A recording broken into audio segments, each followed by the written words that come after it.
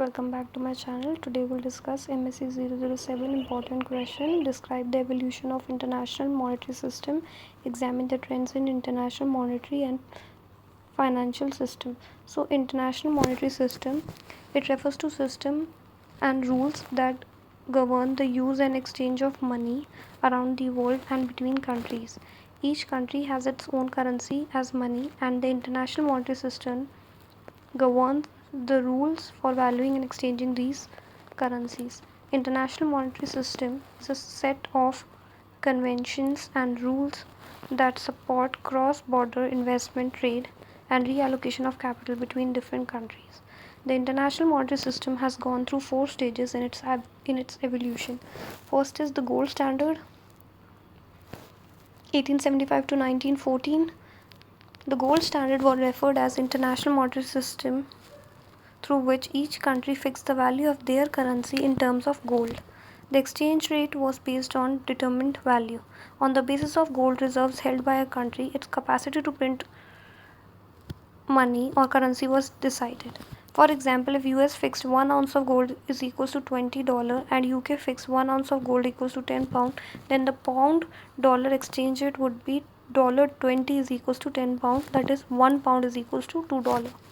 The gold standard system has a fixed exchange rate that facilitate the free convertibility of gold into currencies and vice versa. Under the gold standard, the classical economists pointed that there will be automatic adjustment in BOP. Collapse of gold standard. With the outbreak of World War I in 1914, commercial transactions between allies, that is UK, USSR, and Central Powers Germany, Austria, ceased. The war suspended the buying and selling of gold. तो war ने suspend करे था buying और selling of gold at their currencies par value. Second है the interwar period 1915 to 1944. So after the World War I started in 1914, the gold standard was abandoned. Countries began to depreciate their currencies to be able to export more. It was a period of fluctuating exchange rate and competitive devaluation. Collapse of interwar period. By the end of 1944, World War II led the collapse of gold standard due to frequent devaluations and restrictions on export and imports of gold. There were widespread hyperinflation, depression, and financial crisis in most of the countries. Third, the Bretton Woods system, 1945 to 1972. Representatives from 44 countries met at Bretton Woods, New Hemisphere, Washington, in July 1944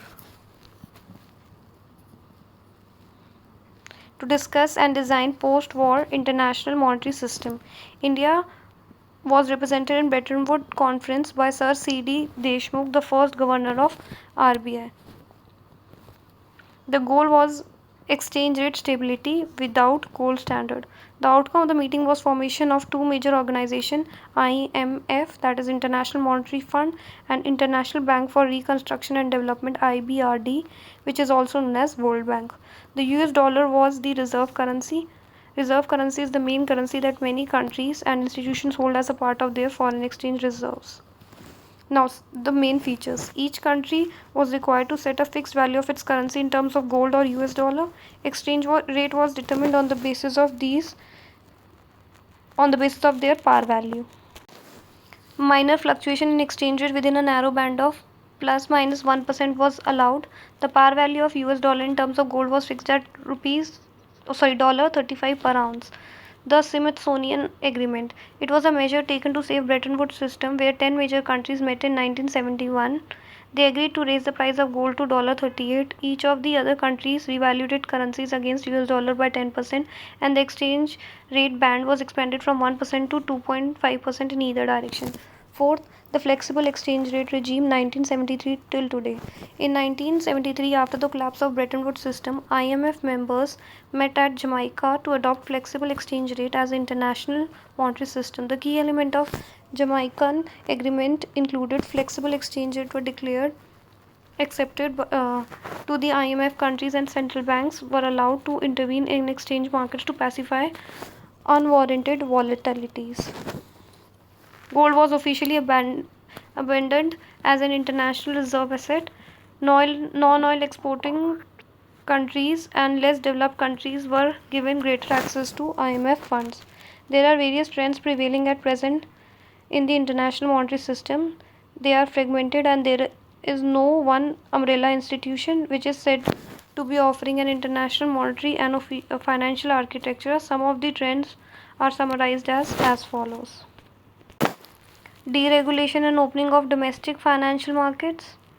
Globalization of domestic financial markets and institutions, firms and financial institutions raising funds through international capital market, investors collecting funds from abroad, foreign corporations and financial institutions are allowed to issue bonds and stocks denominated in different currencies. They are also allowed to buy domestic securities. Emergence of international financial centers in Europe, Asia, growth of offshore money and capital markets, globalization of insurance, banking and other intermediation businesses. Thank you guys. Do like, share and subscribe my channel, and do comment which next topic you want me to prepare a video for you guys. Do subscribe my channel. Thank you.